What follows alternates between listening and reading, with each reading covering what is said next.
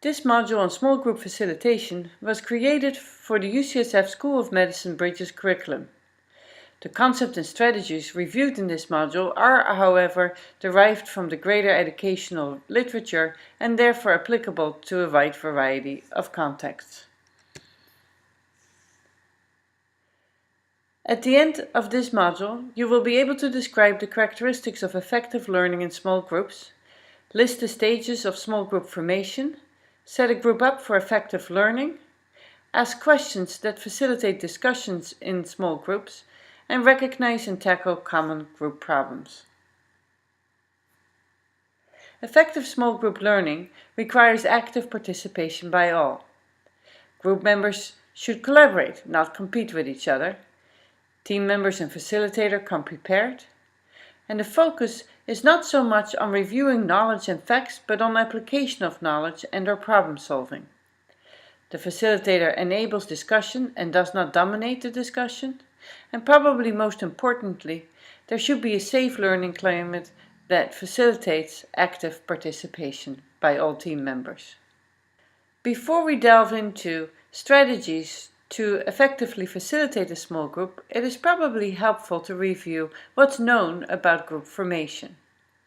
It is thought that group formation progresses through 4 stages. The first stage is forming. Group members get oriented, test boundaries and roles, and establish a safe environment. The second stage is storming. Group members resist social pressures, polarization may occur. The third stage, norming, is when the group becomes cohesive and starts to perform effectively. And the fourth stage, performing, is when a group starts to function independently. The role of the facilitator is most important during the forming and storming phase. Whereas in the norming and performing stage, a small group typically does not need much intervention from a facilitator.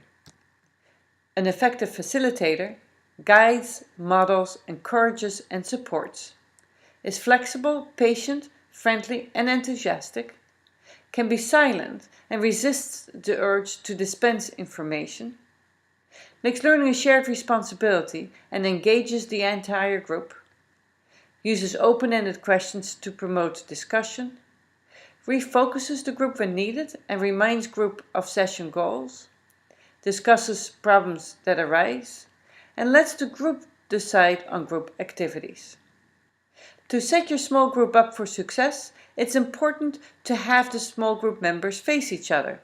Therefore, the group should be in a circle and the facilitator should be part of that group. Don't let people sit outside the group or form inner or outer circles. And address the whole group, even when responding to one person's comment or question. As mentioned, the very first stage of group formation is the forming stage.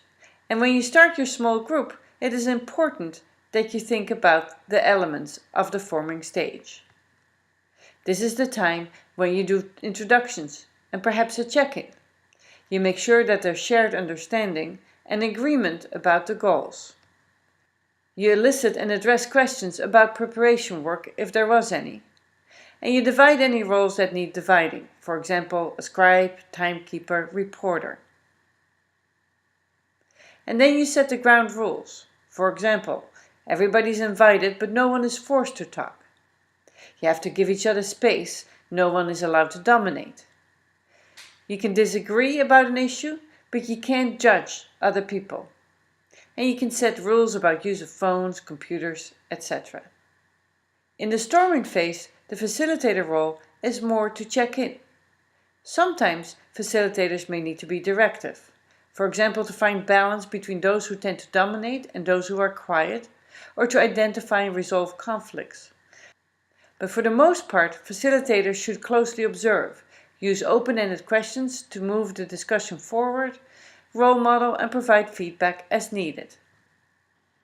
Let's look at open-ended questions in a little bit more detail. There are several different categories that can be helpful to move the discussion forward.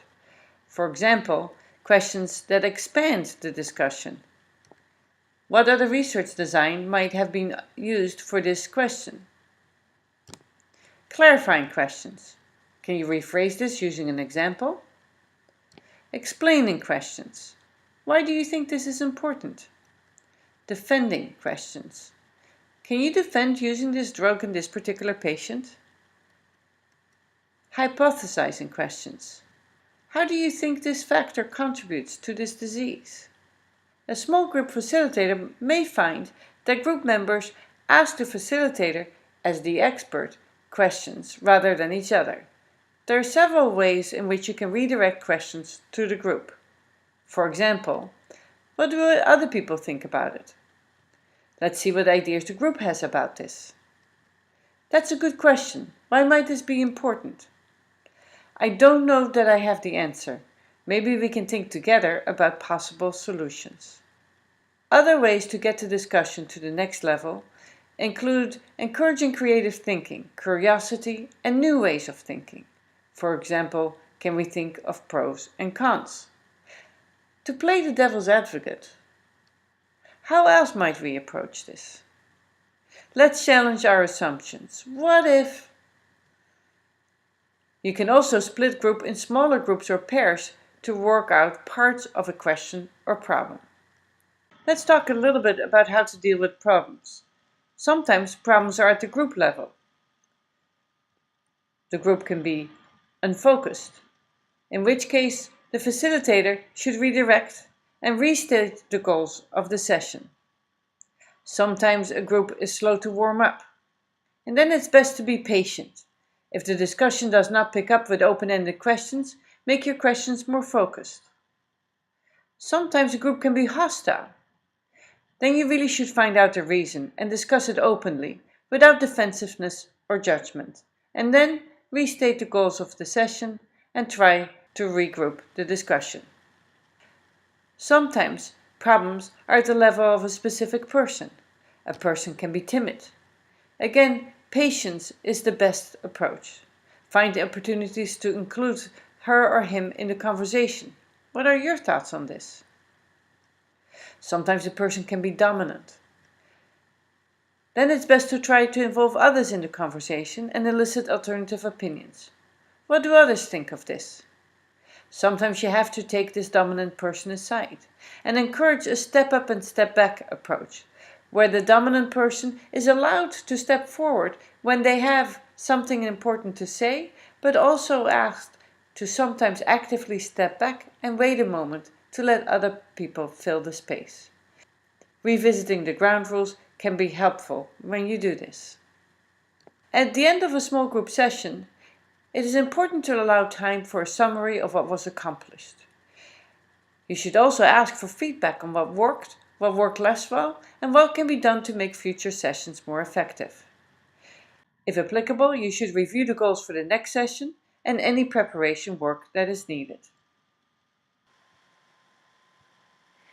In case you're working with a co-facilitator, here are a few things to keep in mind. You should discuss the session plan together ahead of time and divide roles according to strengths and expertise. And you should debrief at the end of the session to make sure you both were happy with how things went and make adjustments for next time as indicated. To excel at small group facilitation, it's important to get feedback. You can get feedback from the students through formal evaluations or informally at the end of the session.